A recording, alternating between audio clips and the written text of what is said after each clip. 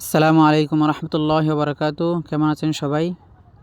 বালিখলা থেকে হাওরের তরতাজা মাছ কিনে নিয়ে আসলাম, ভাবলাম আপনাদেরকে একটু দেখাই। এগুলোকে বলা হয় চিকরা মাছ,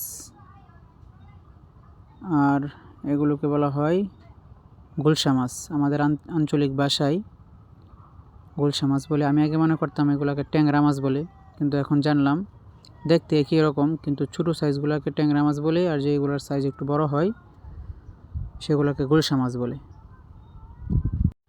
আরও আছে আমার খুব পছন্দের মাছ, পাবদা মাছ। পাবদা মাছগুলো খেতে অনেক সুস্বাদু হয়, আর যদি হয় হাওরের তাজা মাছ তাহলে তো স্বাদের কোনো কথাই নেই।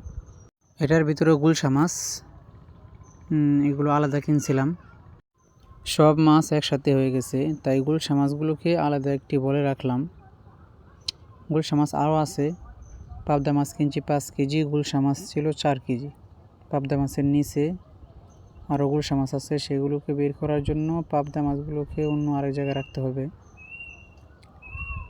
প্রথমে কাগজটা বিছিয়ে ভাবলাম পাবদা মাছগুলোকে ওই জায়গায় রাখি, কিন্তু সব পাবদা মাছ কাগজে ধরবে না, একটা বলের প্রয়োজন। বল চলে আসলো।